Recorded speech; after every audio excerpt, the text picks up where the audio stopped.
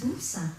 Donc j'ai envie de commencer par une phrase de Pilar González qui nous dit « Tout comme le ciel est sauvé par les nuages et les astres, tout comme l'eau est sauvée par sa fraîcheur, son mouvement, ses multitudes submergées, moi, je veux que les mots me sauvent. » Donc face à l'insensé, à l'absurde, on reste un peu sidéré, sans voix. Et voilà, pour moi, la poésie peut être un espace de parole où les mots trouvent une issue pour exprimer l'indicible. Alors ensemble, cet après-midi, ouvrons cet espace comme un moment de solidarité et de résistance aussi. Parce que pour moi, créer, c'est résister. Et résister, c'est créer. C'est pas moi qui l'ai dit, avec Tony Gatliff, Stéphane Hessel. Donc moi, humblement, je vais vous parler de mon espace de création, des livres de vers, et d'abord de la matière, de cette matière qu'est le vers, et pourquoi cette matière me fascine depuis de nombreuses années, et aussi de l'appréhension qu'elle exerce sur moi, parce que c'est une matière fragile, à l'image de la vie, fascinante et fragile. Donc cette exposition est intitulée « Sous l'écorce de verre ». Une écorce, c'est quelque chose qui protège, et le verre, c'est transparent. Donc, pourquoi, voilà, le verre, là, il vient là protéger des textes. Alors souvent, pourquoi des livres en verre? Qu'est-ce que c'est que ces objets de poésie visuelle et littéraire que sont ces livres? Donc pour moi, c'est avant tout une approche sensible, intuitive, et ces livres sont venus après une rêverie, dont je vous parlerai plus tard. Mais avant, je vais vous parler du vers, de son origine, de sa transformation, de ses états de fusion, en résonance avec les mots. Alors mes amis de la Voix du Poème sont tout près de moi, et au cours de cet échange, ils vont vous dire des poèmes qui sont tous sous leur écorce de verre dans l'exposition. C'est des poèmes qui ont été écrits par des poètes. Soit c'est des textes que j'ai choisis et où j'ai eu envie de créer un objet autour de ces textes, soit au contraire j'ai envoyé un livre de vers à un poète qui a écrit, inspiré par la matière. Donc souvent c'est des cadeaux et c'est vraiment des livres, des textes précis.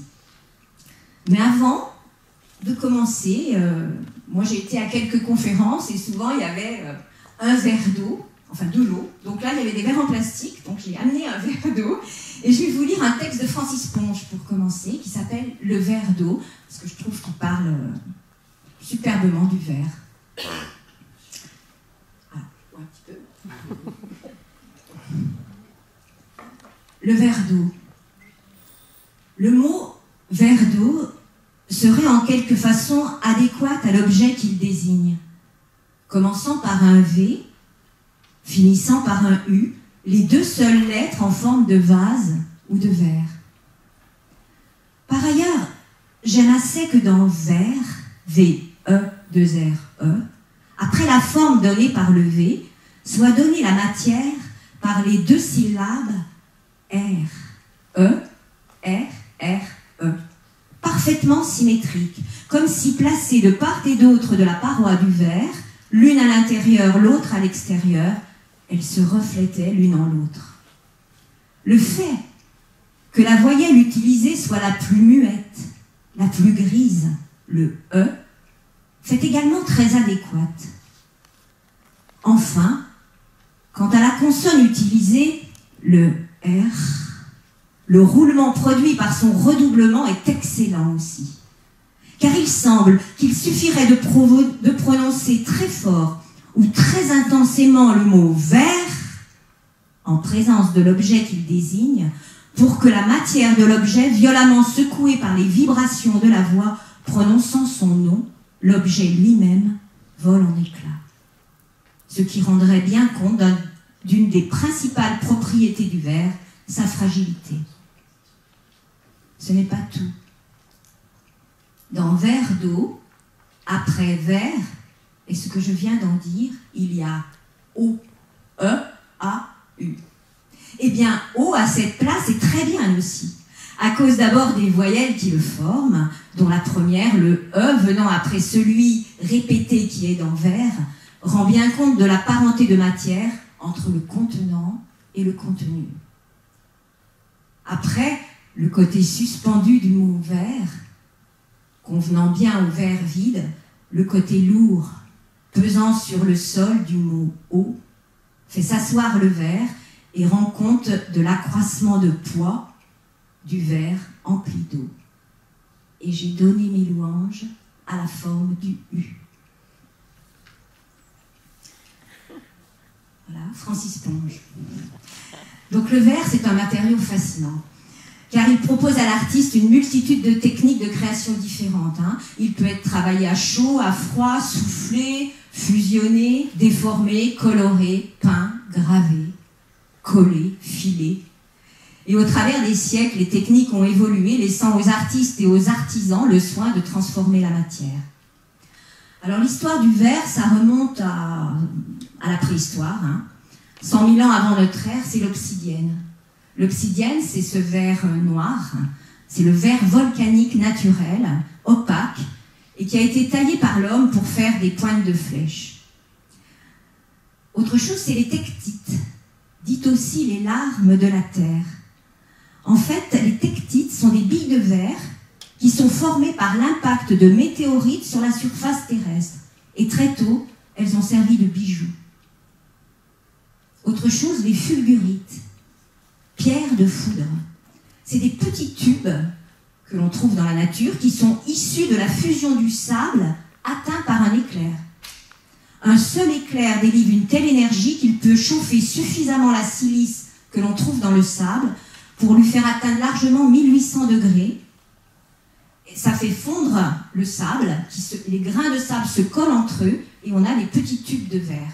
Bien sûr, ce verre à l'état naturel est opaque et on va bien voir que c'est la quête de transparence pure qui va habiter l'artisan. Alors, il y a plusieurs légendes qui parlent de l'apparition du verre et celle qui est la plus connue, c'est celle de Pline l'Ancien qui raconte que des marchands vénitiens voulaient établir leur camp près d'un fleuve qui s'appelle le fleuve Bélus, en Asie mineure, et ils voulaient cuire leurs aliments, et ils ne trouvent pas de pierre pour faire leur foyer, et en fait c'était des marchands, et ils transportaient dans le bateau du natron, qui sont des blocs de soude. Donc ils ont pris les blocs de soude, et ils ont fait leur feu, et avec la chaleur, le sable et la soude, est arrivée une substance visqueuse. Voilà ce qu'écrit Pline. Quand celles-ci se furent embrasées, mêlées avec le sable du rivage, des ruisseaux translucides d'un liquide inconnu se mirent à couler, et telle fut l'origine du verre. Donc cette histoire, c'est une légende, parce qu'en fait, pour chauffer, pour avoir cette alchimie, il faut une température bien plus importante, mais en tout cas, on a la base, les 3 éléments qu'il faut pour faire du verre: la chaleur, la soude et le sable.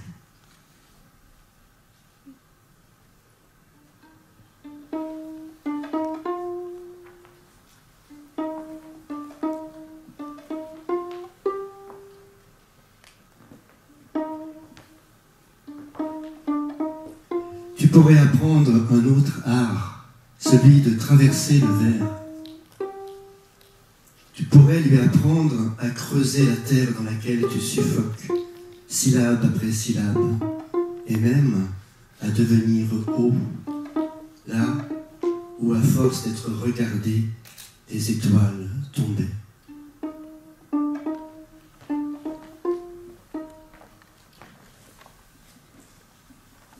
En tout cas, de sources sûres, les premiers objets en verre jamais trouvés sont des perles de verre égyptiennes qui remontent à 2500 ans avant notre ère. On a également trouvé en Mésopotamie des baguettes de verre plus anciennes encore, mais les premiers objets à vocation utilitaire sont des petites bouteilles et des gobelets en verre moulé. Donc en fait, l'artisan déposait la matière visqueuse dans un noyau d'argile et de sable, dont la matière épousait la forme, puis le noyau sèche, et se rétracte et la forme peut être ôtée facilement.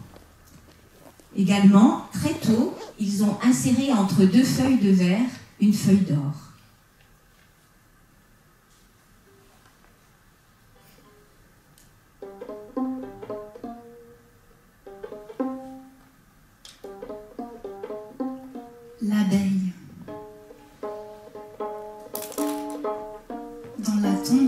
princesse, endormie depuis des millénaires,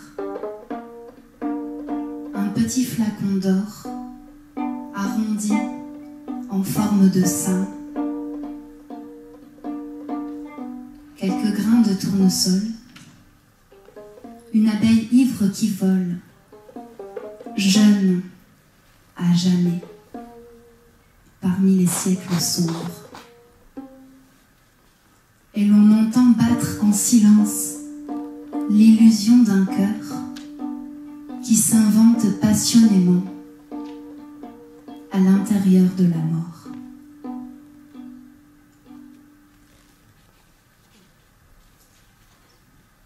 Puis c'est l'invention du verre soufflé, vers 250 avant Jésus-Christ. Donc cette technique que vous avez sûrement tous vue consiste à recueillir la matière vitreuse en fusion au bout d'une tige métallique creuse. C'est la canne à souffler. L'artisan fait rouler la boule de verre sur une table de marbre et il souffle. Et le fond de l'objet est façonné avec des pinces.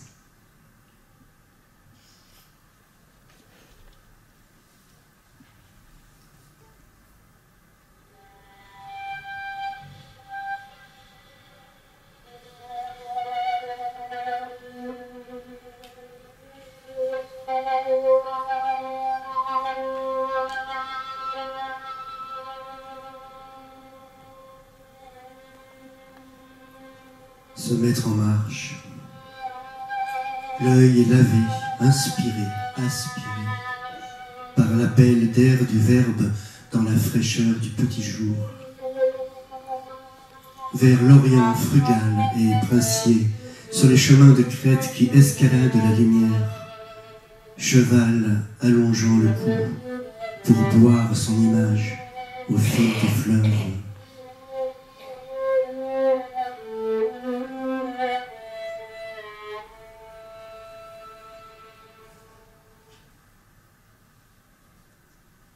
Les Romains développent l'industrie des bols et des coupères en verre, mais ils n'avaient pas développé l'art de polir le verre pour le rendre transparent. Et pour occulter les ouvertures, ils utilisaient des plaques d'albâtre ou de mica. Donc le verre incolore se répandit à partir du IIIe siècle et il est obtenu par l'adjonction d'oxyde de manganèse qui joue le rôle de purificateur. Le verre naturel est vert bleu. Et il est dû à la présence d'oxyde métallique dans le sable. On trouve les premières traces de verre plat vers Pompéi, où ils en sont servis pour vitrer les fenêtres. Ensuite, il y a eu, pendant un bon moment, peu d'utilisation du verre, un véritable déclin de l'utilisation du verre au Moyen-Âge, et il est à nouveau utilisé à partir du 5e siècle pour faire des vitraux. Là aussi, les teintes du verre, donc soit c'est dans le sable même, soit il est rajouté à la préparation initiale des oxydes métalliques. Et l'art du verre, il est redécouvert à Venise, où ils ajoutent à la chaleur, au sable et à la soude de la chaux, qui va le rendre transparent, c'est le cristallo. Le véritable cristal, le verre est fin et clair.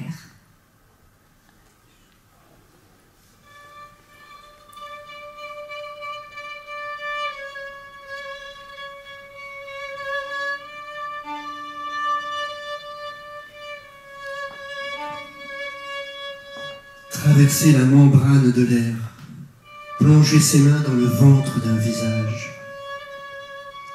Le nœud blanc d'une porcelaine se défait, l'opaque glisse le long du cou, se détache. La camisole est tombée. Les voyelles se déversent en fou rire viscéral entre nos os de cristal. Il aura fallu la céramique fissurée de nos visages pour qu'éclate le rire et les particules des mots.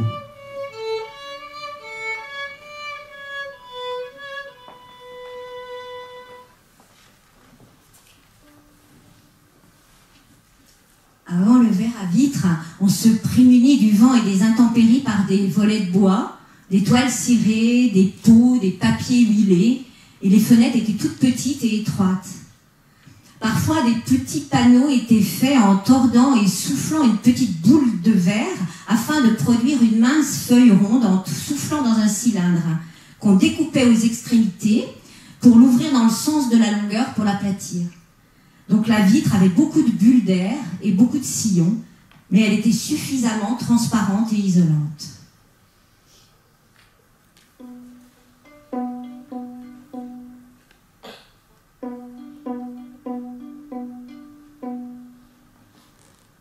Tellement de folle pluie que rien ni quelqu'un ne trouvera sous chaque feuille heurtée ma personne.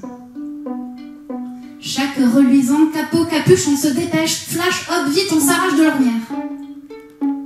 Bruit d'abri, où pas une goutte n'oublie sa réplique, martel lui percute mes petits carreaux. Allô, peine d'oiseau, passoire plastique, j'écoute. Saule pleureur, cheveux d'ange, bec verseur, j'égoutte. Écume, grimoire, écumoire, exercice de bonne mémoire. Je remonte jusqu'à la grenouille, jusqu'au poisson.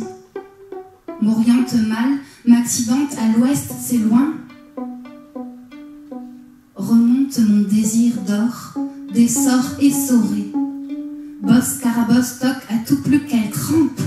Ça pousse en forme de réverbère potolampiste.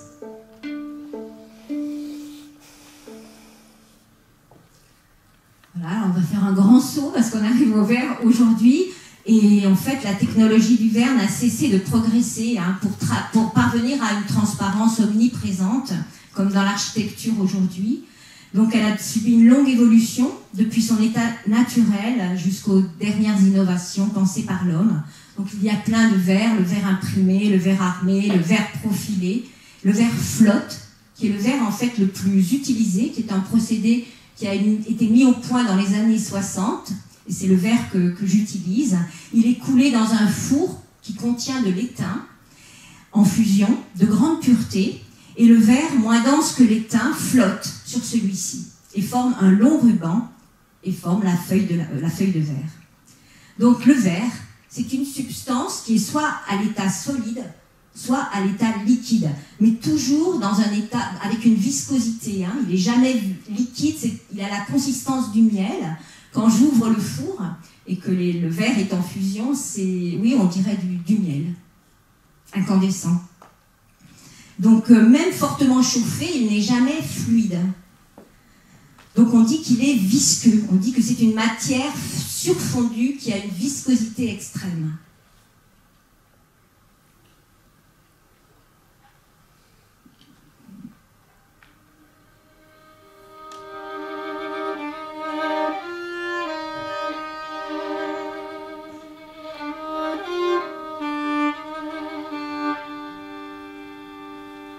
Succédant aux calcinations extrêmes de l'œuvre noire, puis au périple blanc du labyrinthe où erre la licorne, il assistait, survolté, ébloui, aux métamorphoses de l'image portée au rouge à l'issue d'un enchaînement haletant de combustion, distillation et cristallisation forcenée.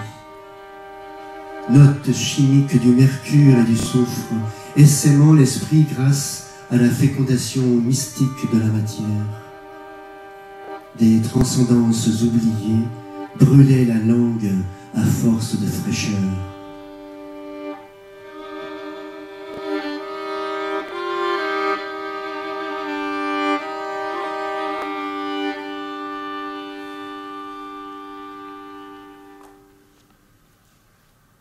Pour finir de plonger dans la matière, quelques propriétés du verre, bien sûr, la transparence, mais aussi la dureté. Seul le diamant et le carbure de tungstène le rayent. Le verre le plus dur, c'est le verre de Bohême, et le plus tendre, c'est le cristal. L'imputrescibilité, il ne se putrifie pas. L'imperméabilité aussi, elle est extrêmement grande. Mais le verre reste poreux pour certains liquides, comme le kérosène, on dit qu'il sue. Enfin, la résistance et l'élasticité, la cassure du verre est liée à sa flexion et à sa résistance au choc. Il casse là où le métal se tord.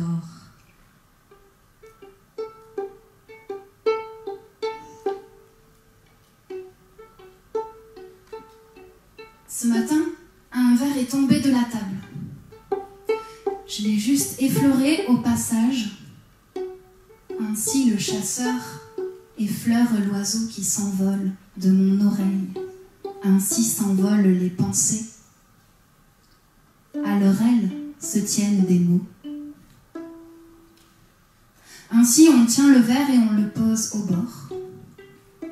Juste effleuré et quelques pas plus tard, saisi dans le slow motion, la trajectoire circulaire du regard s'arrête et se focalise une fraction de seconde d'indécision. Soit on reporte, soit on hésite. Telles sont les filles à la peau diaphane, au rameau bleu à la place des cheveux. Puis le verre bascule, moi, dans l'immobilité curieuse, impatiente. Quelle éternité faut-il à l'oiseau pour que le son blessé du cristal atterrisse?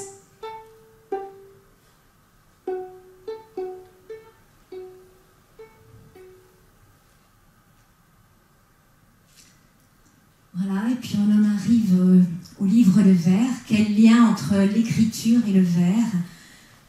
Quand on s'interroge sur le vers, on peut dire qu'il est le degré zéro de l'image. Hein, il est transparent, il est absent, mais si on l'émaille, si on le peint, il est voilé, il apparaît.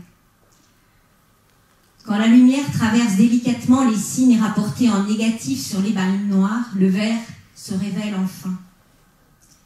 Puis un jour, c'est l'écriture qui traverse la surface du verre pour se nicher dans la matière. Verbe, vers.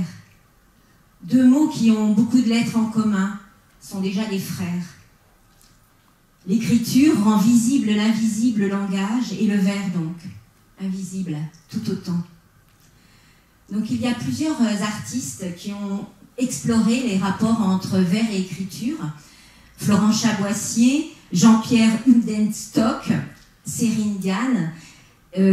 Donc moi je m'inscris, je les admire beaucoup et je m'inscris dans leur lignée de travail d'artistes-chercheurs, de relations, de rapports entre vers et écriture. Donc vers et écriture qui sont en fait joints, objets d'une même passion. Alors pourquoi? Parce que j'ai travaillé le vers pendant des années et à côté, en parallèle, l'écriture. Et puis, suite à la lecture d'un livre de Bachelard, L'air et les songes, j'ai fait un rêve en fait d'un livre en vers. Et après, j'ai cherché comment lui donner véritablement une forme. Et donc, c'était créé, façonner un livre qui ferait que les mots soient transpercés de lumière. Il faudrait qu'il y aurait une écorce qui viendrait protéger ces fameux mots qui nous sauvent. Donc, et puis ensuite, ça a été comment raconter ses expériences, ses émotions, ses sensations, sa poésie dans le vers. Et quand on aime écrire, l'idée c'était comment inscrire dans une matière qu'on aime, comment revenir aussi à l'empreinte fossilisée, aux premières traces, aux premiers signes. Voilà, tout pris dans la glace, enfin plein d'images qui sont venues s'entrechoquer. Et donc sont nés ces livres. Et on peut dire que le vers, il est un peu pré-texte, il est comme une géologie transparente, translucide, opaque, pour révéler en fait la profondeur incluse qui est dans les mots. C'est comme s'il fallait creuser pour arriver au sens et à la beauté de ce que peut être le langage. Donc j'ai beaucoup travaillé des effets d'empreinte, d'inclusion, d'inscription textuelle, et donc bien sûr aussi le papier. Donc j'ai fabriqué des papiers et j'aimais bien que des empreintes ou des matériaux que je vais utiliser dans les papiers puissent laisser leur empreinte dans le vers, hein, et puis bien sûr aussi dans le poème. Donc ce qui m'intéressait, c'est que chaque matériau utilisé pouvait devenir autre. Le vers pouvait être signe graphique, le papier une matière sensible, et le texte une substance. Voilà, et puis ensuite ça a été vraiment, puisque tout mon travail, et le livre d'artiste, je trouve, est un support magnifique pour un travail de rencontre, rencontre avec la matière, et puis bien sûr rencontre avec le texte, puis rencontre avec d'autres artistes, qu'ils soient plasticiens, qu'ils soient poètes, qu'ils soient photographes, éditeurs, et c'est vraiment dans la rencontre, pour moi, le creuset de l'œuvre. Et puis aussi, rencontre avec des lieux. Et si j'ai aujourd'hui beaucoup insisté pour vous parler du verre, c'est que le lieu même qui accueille l'exposition est un lieu aussi où il y a une présence du verre, est aussi une écorce de verre, un écrin de verre pour une médiathèque où il y a des livres. Hein. En plus, si vous aurez remarqué, il y a les plaques de marbre aussi, hein, en façade. Donc vraiment, l'exposition rentre en résonance là avec le lieu qui l'accueille. Donc, comme je vous l'ai dit tout à l'heure, beaucoup de livres, je les ai envoyés à des auteurs et j'ai reçu des textes en retour, dont celui-là de Michel Butor, qui parle des livres de vers. Je lui laisse la parole.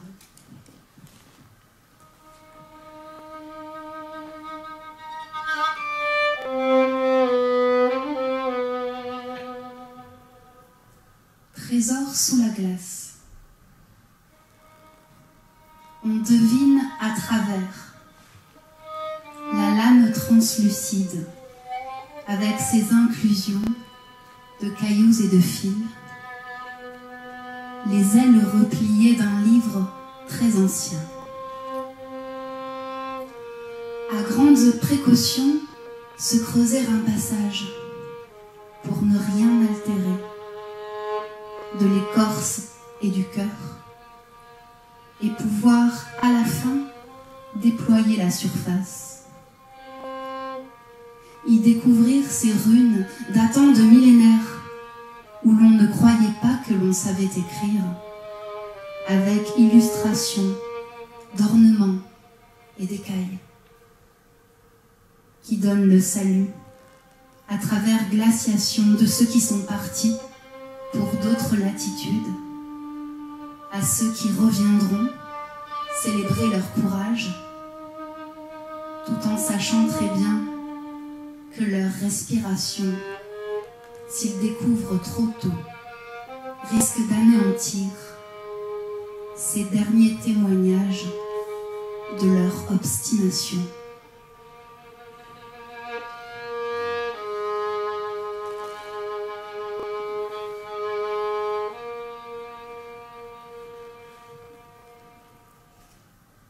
Dans l'exposition, il y a des œuvres murales hein, qui font écho au livre, où là, le texte est moins limpide, parce que ce sont comme des images un peu démultipliées, et pour moi, c'est un travail qui nous parle de l'amont de l'écriture, en amont de l'écriture, là où elle va naître, dans le corps, dans la nature, dans des rhizomes, dans des nuages, dans une rêverie. Le verre est comme une onde transparente, infiltrée, qui dépose d'imperceptibles décalages entre traces et regards. Et c'est sous cette écorce, sous ce verre, que des mots apparaissent, des mots surgissent, des mots remontent à la surface. Et là, l'écriture, elle est comme un dialogue incandescent hein, entre les gestes de l'ouvrière, quand je suis avec la matière, quand je suis avec mon four, hein, avec tout ce que j'inclus aussi, tous ces petits fils métalliques, ces feuilles de ginkgo, ces feuilles d'or, tous ces gestes de l'ouvrière et tout ce qui est insoupçonné encore dans les mots. Donc un autre texte là de Marc Alain, qui a écrit beaucoup de textes à partir des livres de vers.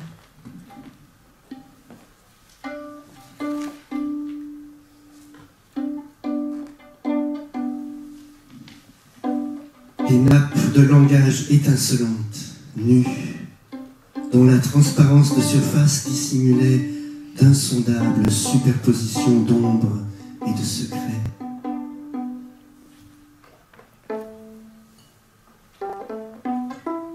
Le plus souvent, l'image n'était qu'un tissu de mirages criblée de déchirures. Mais à travers celle-ci filtrait de loin en loin la sauvage splendeur du monde que l'œil des profondeurs, presque éteint à force d'être seul, recevait en incandescence, hostie solaire ou miel de limette. Ce paysage au fond n'était rien que moi-même. J'avais aussi mes lacs, mes forêts regorgeant de noirs sangliers. Je n'étais que passage lumineux entre des zones d'ombre et des pluies de clarté.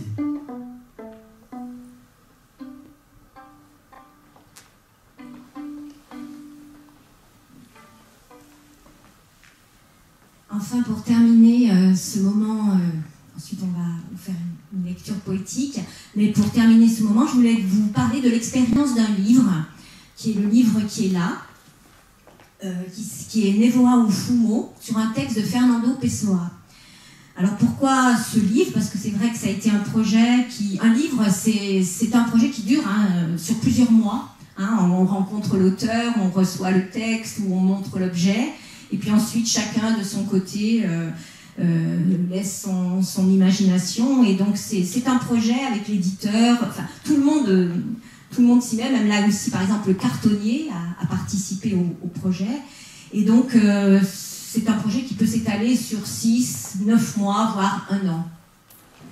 Donc je vous présente ce livre parce que pour moi ça a été une véritable expérience là aussi sur ce qu'était la transparence et 5 états de la transparence en fait. Donc c'est le fragment 385 du livre de l'intranquillité de Fernando Pessoa qui nous parle de brume, de brouillard, et à travers cette atmosphère un peu hypnotique, il nous parle d'une météo en fait psychique à l'intérieur de l'être. Et donc c'était intéressant ce texte-là de le découper en 5 parties et à chaque fois de le nommer et de travailler sur un état de la transparence. Donc je vais vous le présenter. Donc voilà, il s'ouvre. Ah, vous m'entendez? Oui. Il s'ouvre comme un coffret, comme ça. Et à l'intérieur, il y a... Bon, là, il y a l'explication, le titre du livre.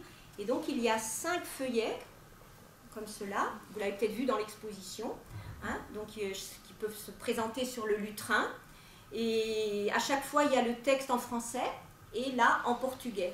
Et donc, il est typographié à partir de lettres de plomb. Et une encre a été choisie aussi, grisaillée, tout en fonction, après de nombreuses lectures du texte.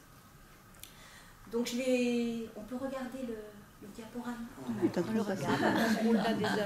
Donc, je vais vous parler juste pour terminer, vraiment sur le verre, des 5 états de la transparence qui ont été travaillés. Donc, le premier, à chaque fois, l'état de la transparence est gaufré dans le papier, sur un des feuillets. Donc, le premier, c'est lactescent. Donc, lactescent, on entend lait, dedans. Donc, c'est un blanc laiteux, une transparence comme un blanc laiteux. On parle des lueurs lactescentes de l'aube. Dans le texte, Pessoa dit brume ou fumée. Cela venait-il de la terre ou descendait-il du ciel? Quoi que ce fût, le paysage tout entier était parcouru d'un trouble vague, fait de somnolence et d'atténuation. Le second état de la transparence, c'est opalescent. Donc en opalescent, opale. Donc c'est un matériau transparent avec des reflets irisés, rappelant la pierre, l'opale.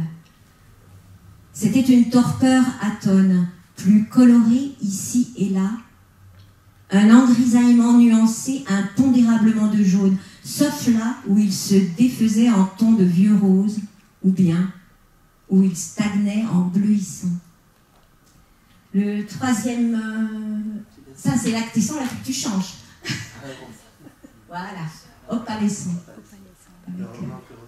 Donc là vraiment, on a été chercher dans le verre, voilà, avec des oxydes, des mousselines, des grisailles, des états de la transparence. Donc c'était vraiment un travail de recherche qui était vraiment intéressant, et c'était le texte même qui appelait cette recherche. Le troisième, voilà, c'est pellucide. Pellucide, c'est une membrane du corps humain qui est transparente ou translucide. Donc dans le texte, il dit « En fait, on eût dit qu'une brume, froide pour les yeux, était chaude au toucher, comme si le tact et la vue étaient deux modes sensibles d'un même sens. » Donc ce verre est tactile, on peut le toucher, hein, il a des reliefs, et il a été aussi gravé et creusé. Quatrième état de la transparence, diaphane. Donc diaphane, c'est qui laisse passer à travers soi les rayons lumineux. On dit que l'air est plus diaphane que l'eau. Voilà. Peut-être la suivante. Non, c'est peut-être déjà l'autre. En fait, celui-là, diaphane, ça a été fait avec une grisaille, et ça a été un papier qui a été froissé, puis peint, et le verre a été déposé sur le papier. Donc bien sûr, le papier a brûlé, hein, mais il a laissé sa trace, ses pliures. Voilà, donc c'est après de multiples essais, hein, que finalement, et chaque livre, il y a 22 livres de cette série, mais bien sûr chaque livre est différent, parce que le four fait que chaque fois, la cuisson, voilà, lui il est un partenaire à part entière, hein, le four. Et alors Pessoa nous dit, c'était comme un début de commencer à voir quelque chose, mais identique de toutes parts, comme si le presque révélé hésitait à apparaître. Dernier état, translucide. Donc dans translucide, lucide, se dit d'un corps transmettant la lumière de manière diffuse et à travers lesquels l'objet apparaît flou. Toujours sur le point d'apparaître, comme la vérité, et demeurant toujours, comme la vérité, la sœur jumelle du non-apparaître.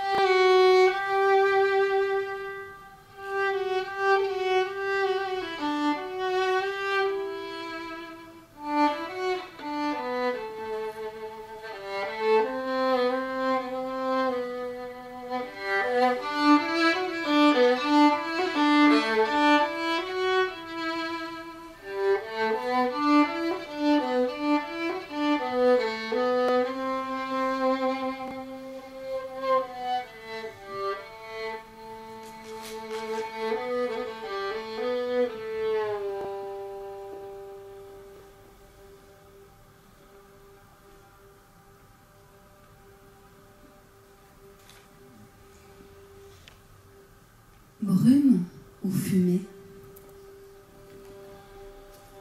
Cela venait-il de la terre ou descendait-il du ciel? On ne savait. C'était plutôt une maladie de l'air qu'une chose descendante ou émanant de quelque part.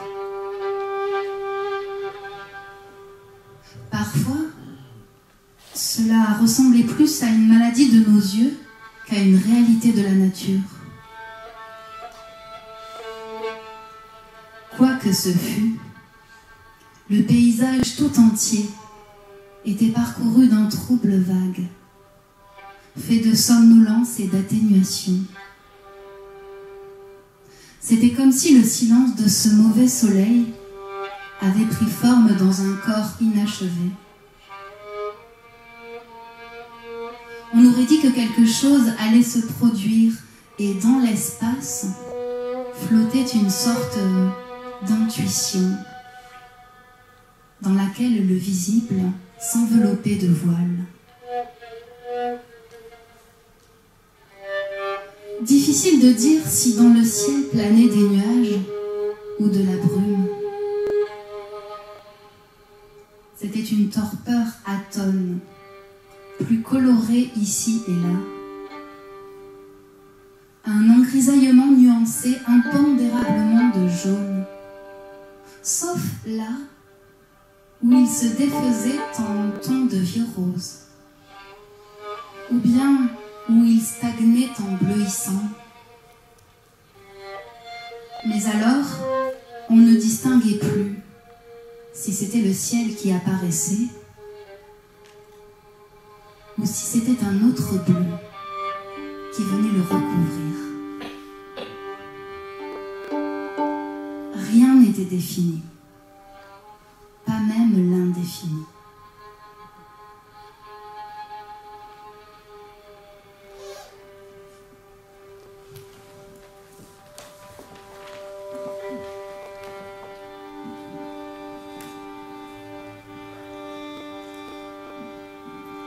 Les nuages allongent le tas de silence. Un ciel Les nuages allongent le tas d'équilibre du silence. clandestin, un Les ciel nuages allongent le tas d'inconnu du silence. ciel. Les nuages nagent l'espace. Les nuages nagent la catastrophe d'inouï de l'espace. Les nuages nagent le tas d'innocence de l'espace. Les nuages nagent l'envol. Les nuages nagent l'envol de la nudité. Les nuages nagent la démesure d'envol de la nudité.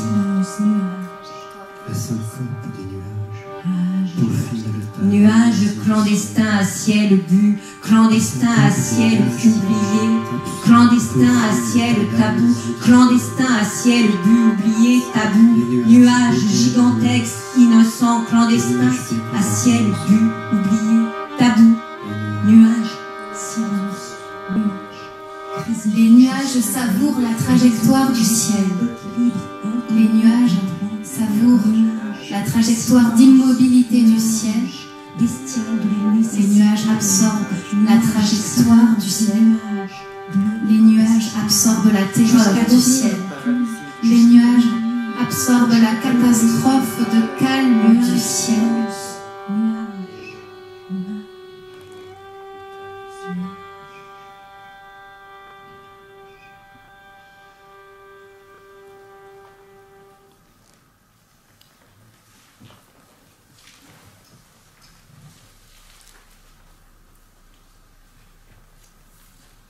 Il suffit de tourner la tête. Il suffit de tourner la tête. Le ciel a un bruit plus sourd. Sa neige silence au milieu de la rue. Rien ne s'efface. La mémoire tombe comme des immeubles. Vie superposée. Jamais la neige n'a fait ce bruit. On calme un peu la fête du temps, les mouchetures vitreuses dans l'œil en font l'entame. Les sagas bleus, couche après couche, les secrets amples, les enduits clairs que l'on tente, toutes les fenêtres de l'oubli. On aime, soudain, l'échafaudage agile autour des maisons vides. Soudain, on aime le bord de l'autre, la transparence, les esquives de la lumière sur le memento de nos vies.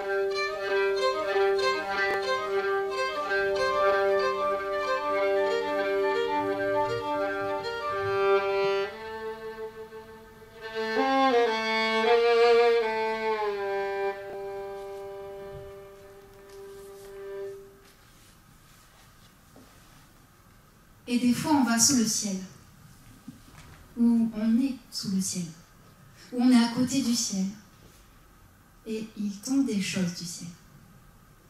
Pas forcément de la pluie, ou de la neige, ou du soleil, mais des verbes. Des verbes tombent du ciel et on les reçoit. Et on les associe, et avec eux, dedans, on fait des phrases. Des phrases qui forment des voix tranquilles ou pas tranquilles, qui sont des orages de l'existence ou des siestes de l'existence. Et dans ces orages et ces siestes de l'existence, il y a notre poésie, brève ou longue, sèche ou mouillée, verticale ou horizontale, qui nous agresse ou nous dégraisse, nous couvre ou pas, nous permet d'effectuer des mouvements des lèvres, mieux, des mouvements des bras et des pieds qui nous permettent de nous éloigner des mottes d'une mauvaise terre, ou qui nous aident à devenir des êtres un peu moins cassables, un peu moins sécables.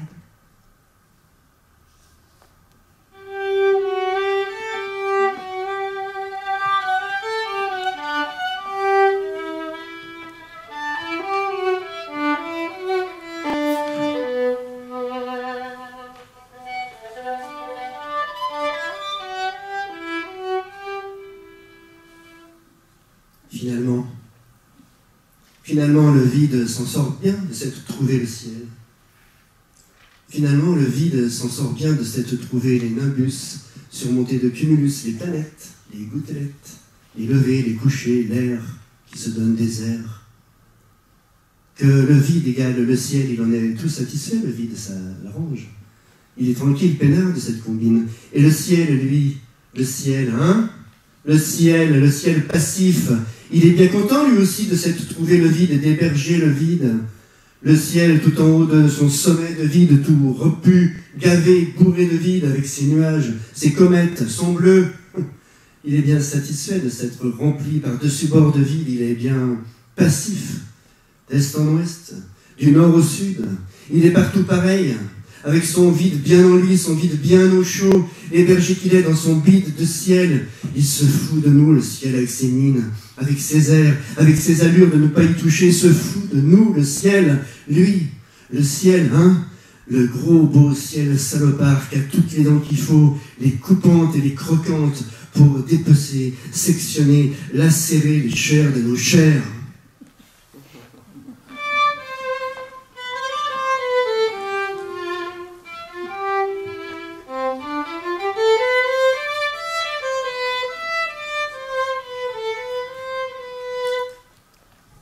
C'est la terre qui tourne, pas le ciel qui tourne. La terre n'entraîne pas le ciel dans son tourne, c'est clair. Sinon, il ferait toujours clair, nuit toujours, toujours plus, soleil encore. Même ce qui dépasse de la terre ne cramponne pas le ciel pour entraîner le ciel dans le tourne de la terre. Même les branches des arbres, même s'ils sont feuillus, touffus, même les pointes des églises, nos mains tendues même, le pire comme le meilleur même. Et c'est pour ça, tout s'explique. Et c'est comme ça qu'on fonce dans l'inouï, qu'on va dans le sait pas, dans ses nus, dans le ni vu, ni connu.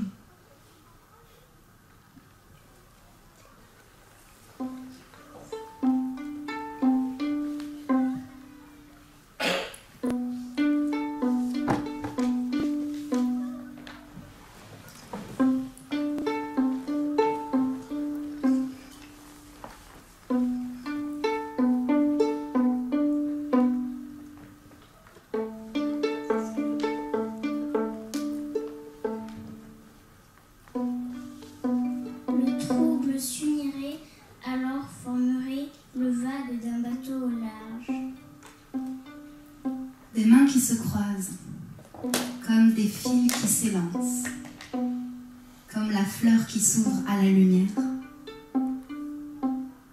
Et les racines qui se croisent, comme comme deux branches qui cassent, comme ces deux poissons lunes qui exaucent tes rêves, de la forme d'une lumière tremblante et l'écarlate d'une crinière. Raconte cette performance parfaite que tu seras. Tu écoutes cette voix si semblable au fond de ton cœur qui bat.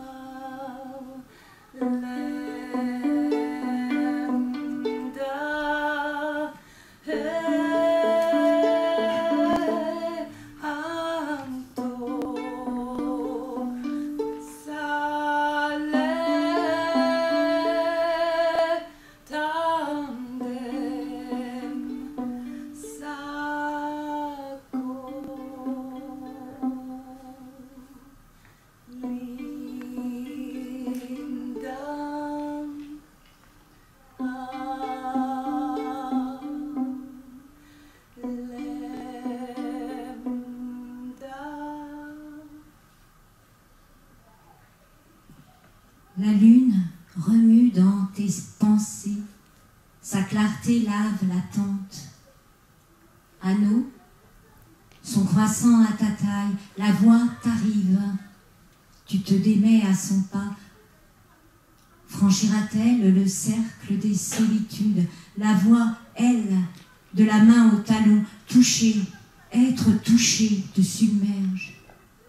Aux paupières que l'amour assiège, la vue fond. Tes yeux, déliés, donnent de l'air à ton regard. Tu sors de l'obscur par l'aveugle. L'amoureuse part loin, si loin en elle. L'amour ressemble au loriot, chant noir, vol noir en sauvage. Sa voix t'apprend. Pénétrer l'inexprimable, ton corps cristallise.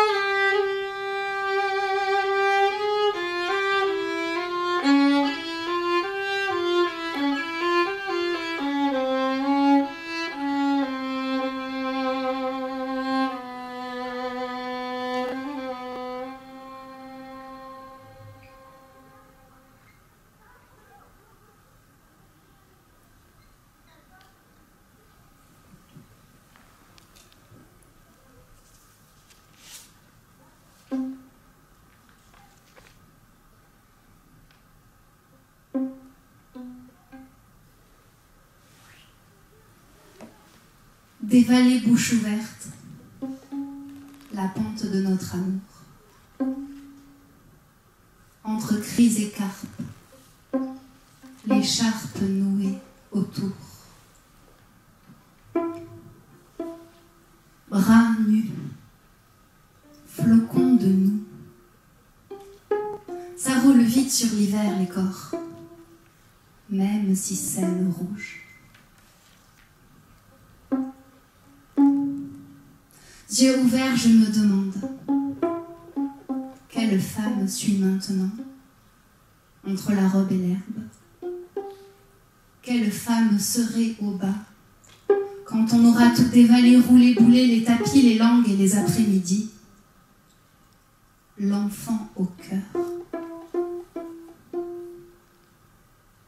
Ce matin, l'hiver est un verre vide. Je t'aime presque, au bord de confondre ton silence avec les sables. Avec un petit briquet, j'éclaire ta poignée de neige sur ma poitrine.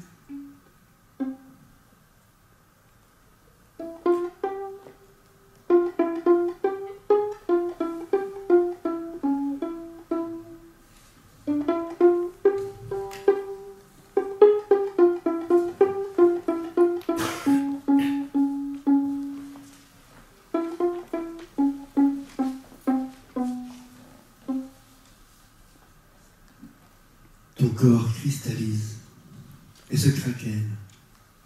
Tu es le verre, balsamé opalescent d'un naufrage. Tu contemples tes éclats, tes ambres, tes écumes. Le poème sort de la matière, blesse l'espace et fracture les membranes. Tu es touché par la transparence de la peau. Il n'y a plus rien pour te protéger. Tes paupières te recouvrent. Tu t'endors sanguinaire. Un éclat de flamme sur le bord du regard, une vraie tache sanguine et du bleu qui s'élève, blessure de l'œil. La lame brûle, se tord sous la pierre et l'asphalte, les veines sont blanches. La sève brûlante jaillit des artères de métal. La route est embrasée. Éclosion de roses noires, roses de sable, de cendre. Érosion de roses noires, découpées dans le ciel muet. Jardin de poussière dans les ténèbres bleues. Les scories se déverseront-elles en pluie sur nos corps blancs?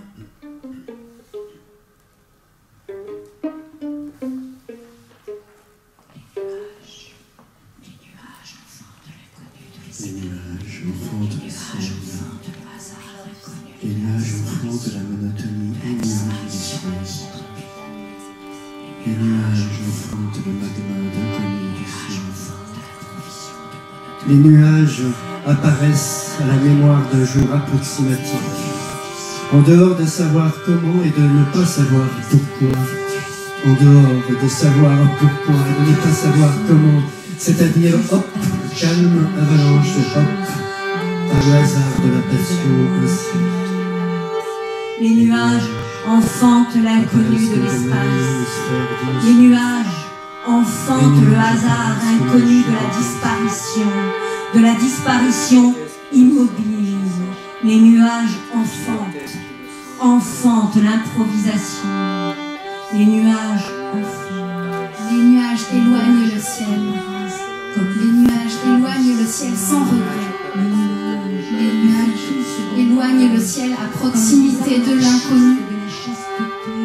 Les nuages amplifient l'équilibre du ciel.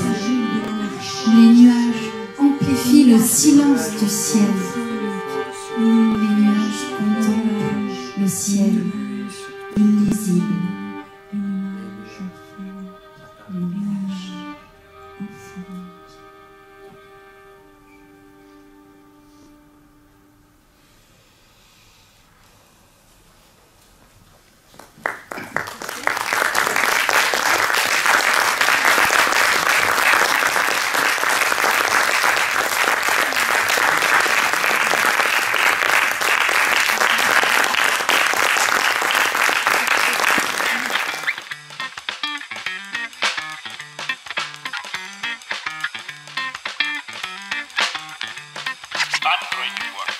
Откройте, не бойтесь свежего воздуха. Прошу вас расстегнуть воротничок и ослабить пояс.